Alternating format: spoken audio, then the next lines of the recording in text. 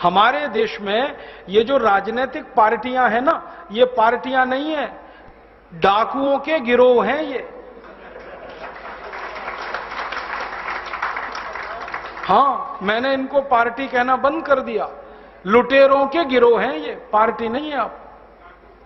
और लूट में नेताजी लगे हैं, उनकी पत्नी लगी है, फिर उनका बेटा लगा है, बेटे की भी पत्नी लगी है, फिर उनका चाचा, उनका ताऊ, उनका भतीजा, उनका मामा, उनका साला, सभी तो लूटने में लगे हैं। बताओ कौन सा खानदान है जो नहीं लूट रहा है? खानदान के खानदान लूट में लगे हुए हैं। यहीं देख लो आंध्र प्रदेश में।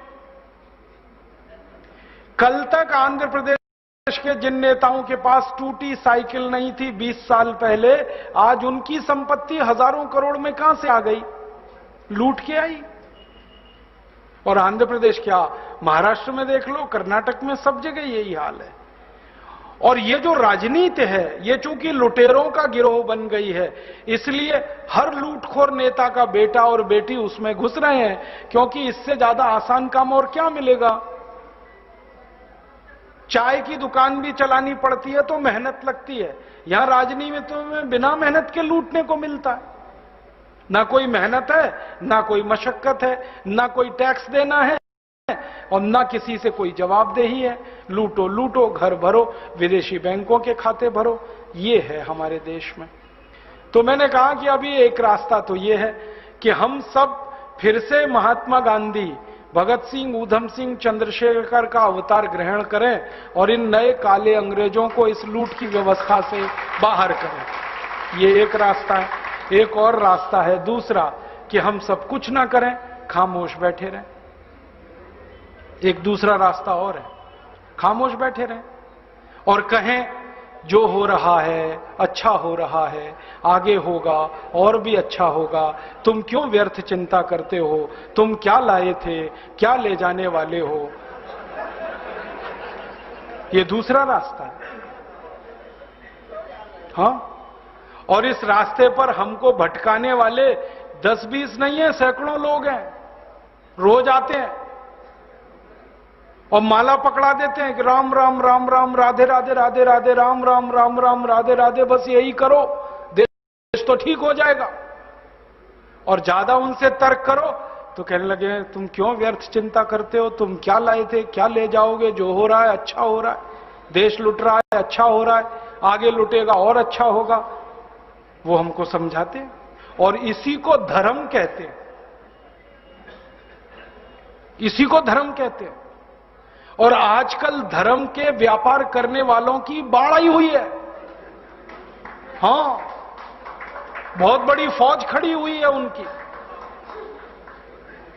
एक राम की कथा कहेगा 10 करोड़ लेके जाएगा, दूसरा कृष्ण की कथा कहेगा वो 15 करोड़ लेके जाएगा।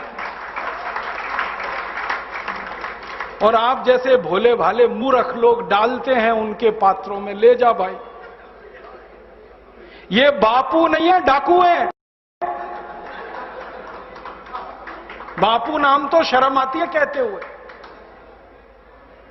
कहीं से 10 करोड़ लूटो, कहीं से 20 करोड़, कहीं से 25 करोड़। और आप लोगों की मजबूरी है कि काले धन का करें क्या? इनकम टैक्स वाले पकड़ते हैं तो ये बापुओं को देते रहते हो आप, क्या करें उसका? और ये बापू लोग हमें सिखाते रहते हैं जो हो रहा है अच्छा हो रहा है। वाह वाह, मैंने देखा है क्या क्या पाखंड और नौटंकी चलता है।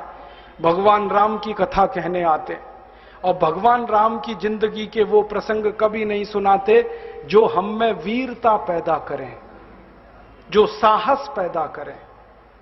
राम की जिंदगी में बहुत सारा हिस्सा साहस का है, वीरता का है।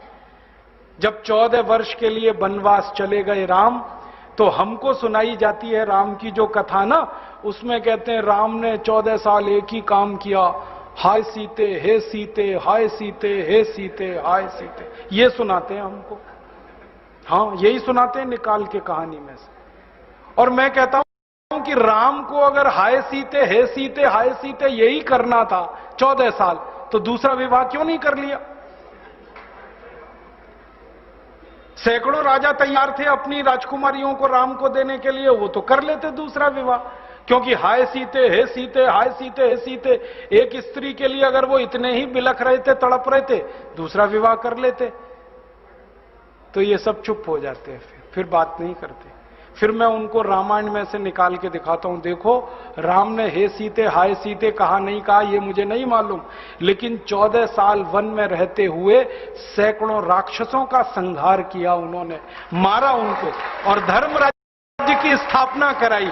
ये कहानी नहीं सुनाते क्योंकि इससे वीरता पैदा होती है। तो राम का जो वीरत्व है वो नहीं सुनाएंगे आपको, उनकी जो कमजोरियां हैं वो सुनाते हैं आपको। और राम कथा जब वर्णन की जाती है तो मंच पे बैठ के आहा कैसे आंसू, ढलल ढलल आंसू निकलेंगे, आपको भी रुलाएंगे, खुद भी रोएंगे। किस बात के लिए?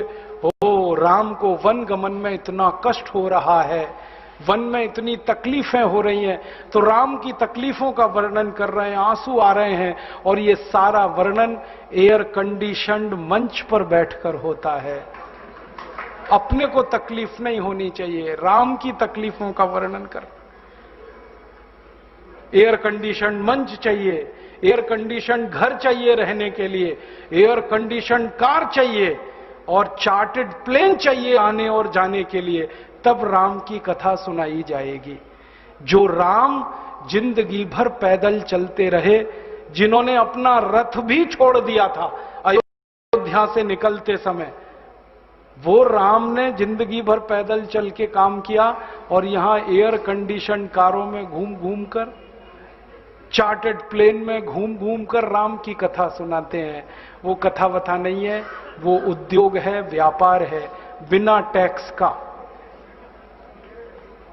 और मुझे बहुत शर्म है ये कहते हुए, समय आने पर प्रमाण से बात करूंगा कि राम कथा कहने वाले ब्लैक मनी को व्हाइट मनी करने के काम में लगे हुए एजेंट हैं और इससे ज्यादा कुछ नहीं है। और मुझे इससे भी बड़ी शर्म आती है कहते हुए कि आप जो उनको दे रहे हैं दान के रूप में, वो पैसा ब्याज पर उठा रहे हैं वो दूसरे लोगों को, और आपके दिए हुए पैसे से धंधा बना रहे हैं अपना। फिर ऐसे ही कृष्ण की कथा कहने वाले आ जाते हैं, कहते राधे राधे राधे राधे राधे राधे, और कुछ कहो ही मत, राधे राधे। कंस को मारा, जरासंध को मारा, शिशुपाल को मारा, अधर्मियों को मारा, ये सब थोड़े में, राधे राधे राधे राधे बड़े में। हां, क्योंकि आपको कायर बनाना है ना, निर्वीर्य बनाना है, नपुंसक बनाना है, तो वीरता की कहानी क्यों सुनानी है? तो चुन चुन कर ऐसी कहानियां सुनाते हैं। और मैं आपको बहुत गंभीर बात कह रहा हूं कि ये सारे हमारे देश में जो पाखंडी लोग हैं ना, राम और कृष्ण की कथा कहने वाले, ये सरकारों के साथ मिले हुए हैं, क्योंकि सरकारों ने इनको एक कान में मंत्र फूंका है, तुम लोगों का ध्यान इस तरफ भटकाते रहो ताकि कोई महंगाई के खिलाफ न लड़े, गरीबी के खिलाफ न लड़े, बेरोजगारी के खिलाफ न लड़े, अत्याचार के खिलाफ न लड़े, वो डूबा रहे राधे राधे राधे राधे राम राम राम राम बस इसी में। और समझाते रहो, तुम क्या लाए थे, तुम क्या ले जाओगे, क्यों व्यर्थ चिंता करते हो, जो हो रहा है अच्छा हो रहा है, आगे होगा और भी अच्छा होगा। एक रास्ता ये है। अब दो रास्ते हैं अपने सामने, एक रास्ता भगत सिंह का, ऊधम सिंह का, चंद्रशेखर का, एक रास्ता हमारे ये धर्म गुरुओं का, पाखंडियों का, जो राम की कथा, कृष्ण की कथा। मुझे बहुत ऑफर आए हैं, मैं आपको दिल का दर्द बता रहा हूं, सच में कह रहा हूं, आपसे नाम नहीं लेता। मुझे ऑफर आए कि तुम कहां बेकार भटक रहे हो, मेरे साथ आ जाओ। मैंने कहा बापूजी क्या होगा उसमें? तो कहने लगे जितना मिलता है वो डबल हो जाएगा।